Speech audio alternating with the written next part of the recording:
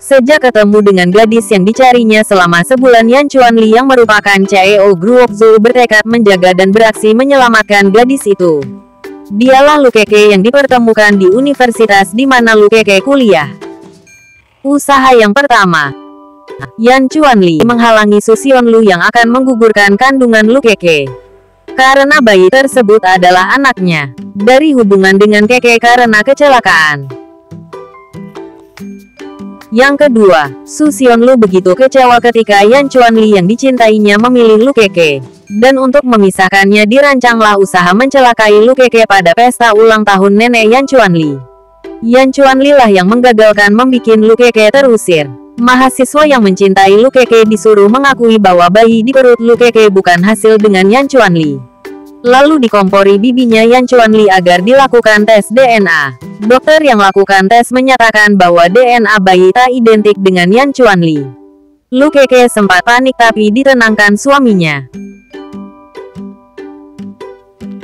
Lalu Yan Chuanli mengeluarkan surat hasil tes yang dia lakukan sebelumnya secara mandiri saat periksa kesehatan Lu Keke.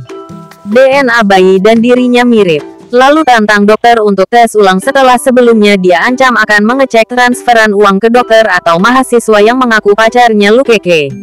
Dokter pun akhirnya mengakui bahwa dia disuruh bibinya Yan Chuanli, tapi di akhirnya tuduhan itu tertuju pada Su Xianlu. Yang ketiga, Yan Chuanli berhasil menyelamatkan Lu Keke mau dibunuh pamannya Lu Keke atas hasutan Su Xianlu.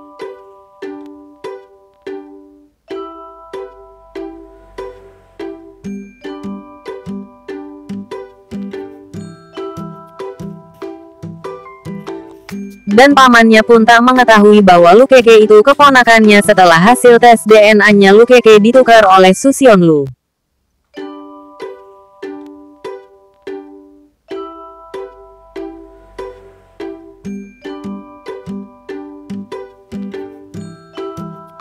Pamannya Lu Keke berusaha meminta maaf pada Lu Keke tapi ditolaknya karena di samping pamannya ada Su Xianlu yang selalu mencelakainya, maka Su Xianlu diusir dari rumah disekolahkan ke luar negeri.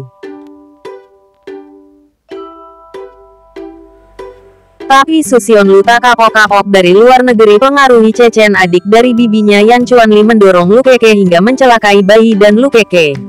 Tapi untungnya darah pamannya menyelamatkan Lu Keke. Akhirnya paman Lu Keke mencekik Su Xianlu agar tak lagi ganggu kebahagiaan Lu Keke.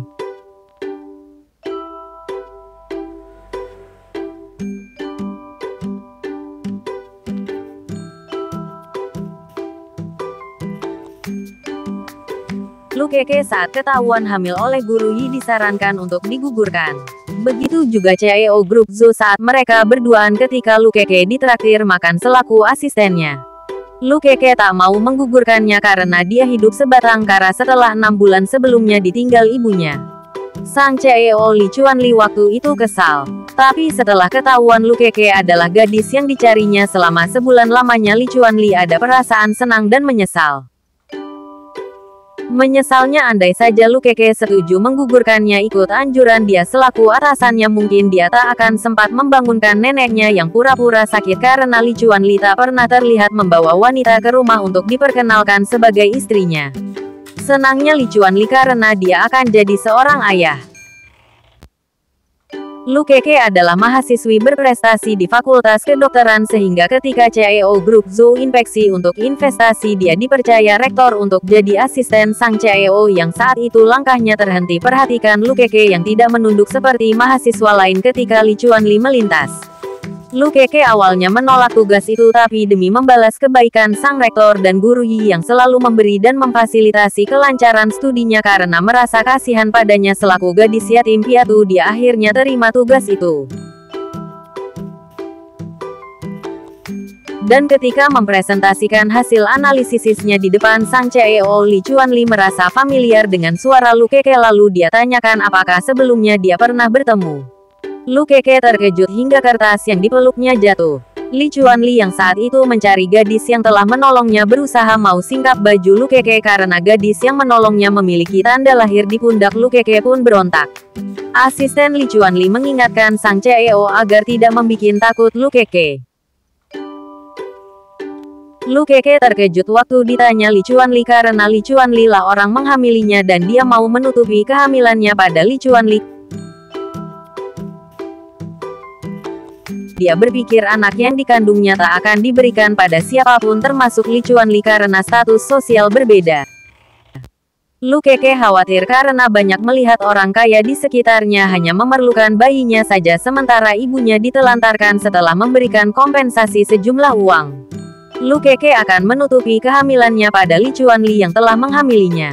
Lu Keke berpikiran dia hidup sebatang kara jadi bayinya adalah yang akan menemaninya hingga siapapun tak boleh memisahkan darinya.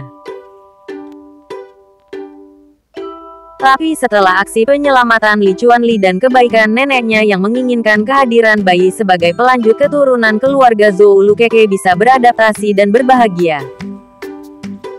Lebih berbahagia lagi setelah dia tahu bahwa pamannya ternyata masih hidup walau sempat mencelakainya karena hasutan Su Xionglu yang akhirnya dicekik pamannya. Sehingga ketika pamannya keluar dari penjara, Lu Keke datang menjemput pamannya itu. Paman, lama tidak bertemu. Keke.